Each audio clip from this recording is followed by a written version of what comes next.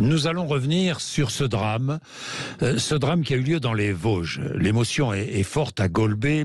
Golbey, c'est pas très loin d'Épinal.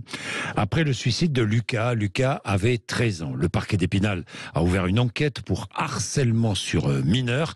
Alors, nous allons examiner les faits avec vous, Félix Mathieu, et ensuite je vais recevoir Eliane Potier, qui est président fondateur de Urgence Harcèlement. Bonjour, merci d'être avec nous. Et je serai aussi avec Maître Laure Boutron-Marmion, qui est avocate pénaliste spécialisée dans le droit des enfants et le harcèlement scolaire. Maître Boutron-Marmion, bonjour. Bonjour. Et merci d'être avec nous. Bien, alors, que s'est-il passé à Golbey? Félix Mathieu, ce collégien de 13 ans, Lucas, a été ciblé par d'autres élèves depuis plusieurs mois. Oui, harcelé pour son homosexualité, le collégien et sa mère indiquaient avoir subi des moqueries dès la rentrée de septembre, précise un communiqué du procureur. Ses proches décrivent un garçon de 13 ans sensible, entouré, étonnamment mature au sujet de son orientation amoureuse qu'il assumait totalement. Les équipes du collège avaient immédiatement pris les faits de harcèlement au sérieux, fait preuve d'une grande vigilance selon le rectorat qui le précise également. L'établissement était engagé par ailleurs dans un dispositif phare de lutte contre le harcèlement. Les élèves de ce collège Louis Armand à Golbey avaient été reçus pour être entendus sur ces faits. La famille n'a pas porté plainte à ce stade. Elle souhaite enterrer son fils en paix, indique leur avocate. Et une amie de la famille a témoigné, notamment sur BFM TV. Et que dit-elle? Lucas était entier, a déclaré cette proche de la famille. Il assumait pleinement sa sexualité, maturité surprenante pour son jeune âge, un adolescent très sociable, très entouré, très aimé. Il cultivait sa différence du haut de ses 13 ans tout en respectant les différences de chacun. Il ne demandait qu'une chose, vivre pleinement. Lui et sa mère ont fait état de moqueries, donc, comme vous le disiez, Félix, et d'insultes liées à son orientation sexuelle dès la première réunion parents-professeurs de septembre 2022. Maintenant, sa maman va consacrer sa vie à continuer le combat de Lucas. Elle ne lâchera rien, dit cette amie de la famille. Elle ira jusqu'au bout. Les obsèques de Lucas auront lieu demain. Une enquête est ouverte. Alors, je me tourne vers vous, Eliane Potier. C'est dramatique. Cette affaire est dramatique. J'ai pas de mots. Tout d'abord, oui. C'est des parents qui perdent leur enfant. C'est juste, on peut pas se mettre à leur place. Leur fils n'est plus là parce qu'il assumait pleinement son homosexualité et que derrière, des individus étaient là pour lui faire du mal ou n'acceptaient pas tout simplement la différence. Donc il y a à la fois de l'homophobie, à la fois du harcèlement scolaire. C'est deux problématiques qu'on se doit de prendre à la racine et d'intervenir directement sans rien laisser passer. Eliane Potier, vous avez fondé Urgence Harcèlement. Dans quelles circonstances et après quelles circonstances? Parce que j'ai été confronté à un moment de ma vie en troisième prépa professionnelle au harcèlement scolaire, particulièrement à l'homophobie. J'ai dû quitter mon établissement pour des raisons de sécurité. Oui, pour des raisons de sécurité. Vous avez été vous-même victime, donc ça se traduisait comment? C'est des insultes, c'est des remarques toute la journée, toutes les heures, dans la cour de récréation, en classe, devant les professeurs. Devant les professeurs. Et que disaient les professeurs? Pour votre cas, oui.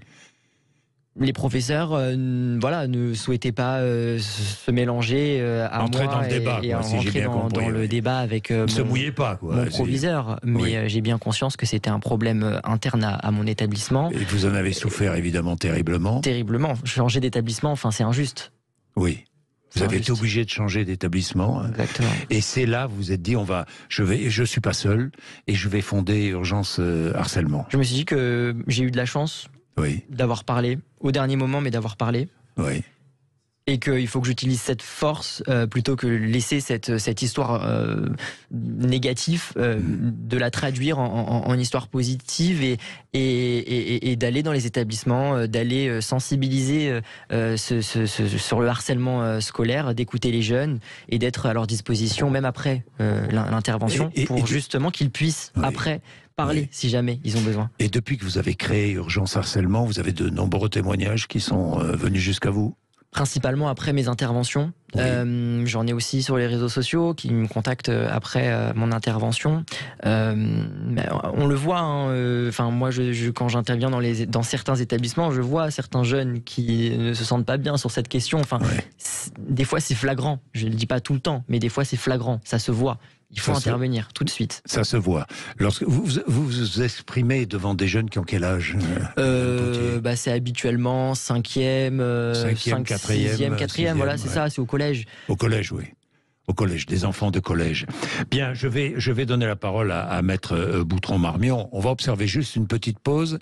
Il est 12h14 et Maître Boutron-Marmion, qui est avocate pénaliste spécialisée justement dans le droit des enfants et le harcèlement scolaire, sera avec nous dans un instant et vous restez là, évidemment, Eliane Potier. À tout de suite.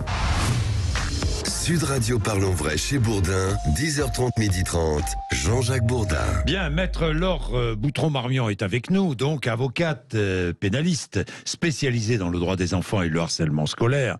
Je voudrais lire encore ce qu'a dit Stéphanie à nos confrères de BFM TV. En fait, Stéphanie a lu quelques mots écrits par la maman de Lucas.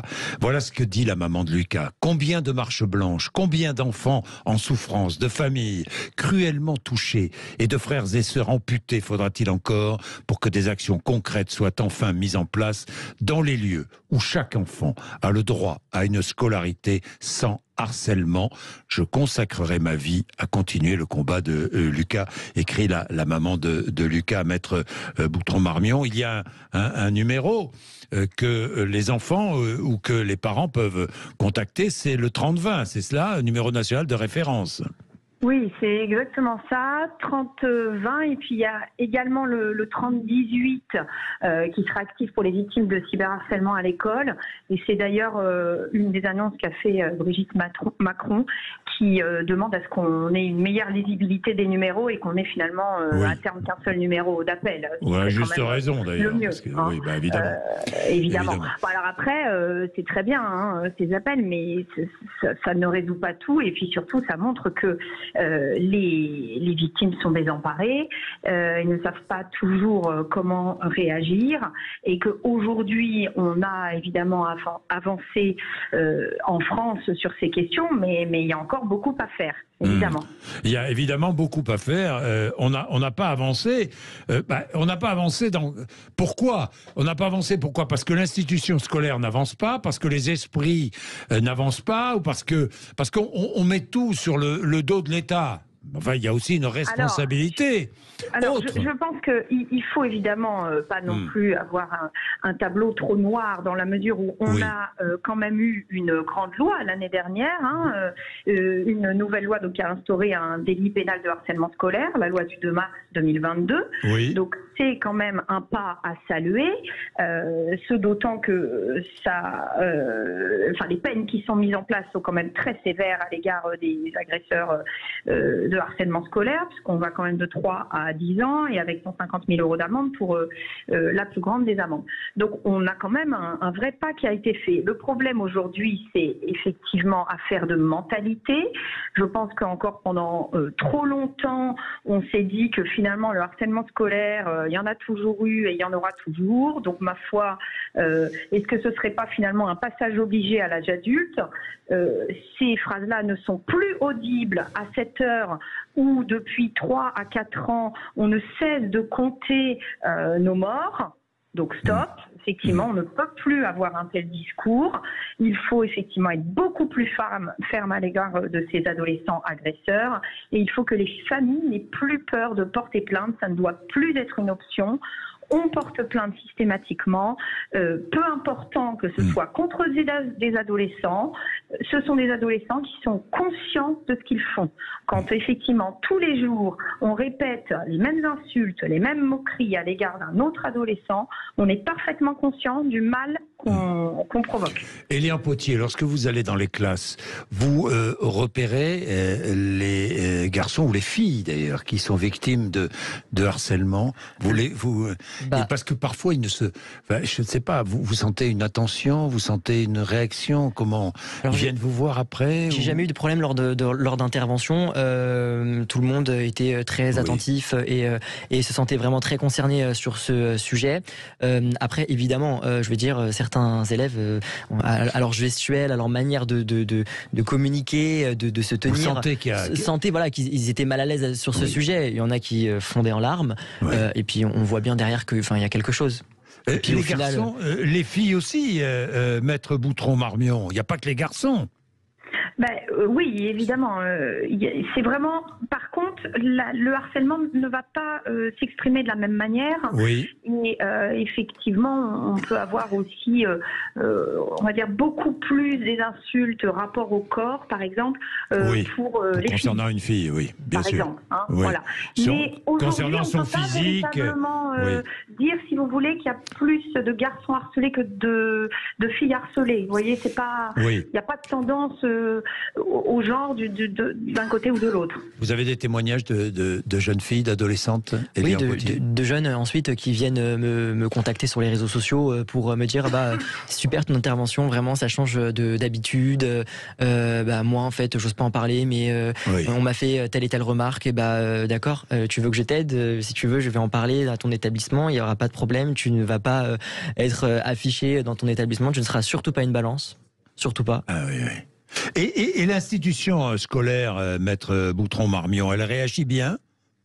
Alors, l'institution scolaire, elle a avancé. On peut pas dire le contraire. Mais par contre, on ne peut se contenter du dispositif phare qui a été mis en place.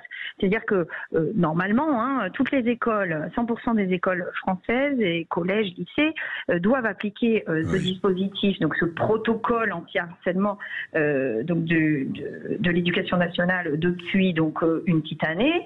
Il semblerait, par exemple, dans le drame de Lucas, que le collège était assez sensibilisé à la question. Pour autant, on voit bien que c'était proprement insuffisant. Et en fait, quand on lit le contenu de ce dispositif, on n'est ni plus ni moins que dans une impulsion, des préconisations, un appel à la sensibilisation, mais rien d'autre. Il n'y a rien de coercitif, si vous voulez. Et donc, à partir du moment où on n'oblige pas les établissements français à réfléchir, à véritablement frapper fort dès qu'il leur est remonté des informations de harcèlement systématique auprès d'un élève avec, on va dire, des témoignages corroborés, on ne donnera aucun signal à nos adolescents agresseurs. Et ça continuera. Merci Maître Boutron-Marmion, merci beaucoup. Dites-moi, Eliane Potier, comment faire pour joindre Urgence Harcèlement ? Alors, Urgence Harcèlement, c'est pas vraiment développé avec des numéros officiels. Je peux simplement rentrer en contact avec les jeunes que j'ai rencontrés lors de mes interventions pour les aider et m'orienter vers leur établissement, parler avec eux. Et les orienter et m'orienter aussi vers leur établissement pour signaler une situation de harcèlement avec leur accord. Et ne pas hésiter, comme le disait Maître Boutron-Marmion, de déposer plainte. D'inciter les parents à déposer plainte. D'appeler le 30-20 en cas de situation d'harcèlement et le 30-18 de situation de cyberharcèlement, et ne surtout pas hésiter. Merci beaucoup, merci d'être venu nous voir, merci de nous avoir accompagnés depuis 10h30, c'était passionnant ce matin, encore une fois avec des débats, avec vos interventions, j'aime ça, j'aime ces 2 heures passées avec vous sur Sud Radio. C'est l'heure d'André Berkoff.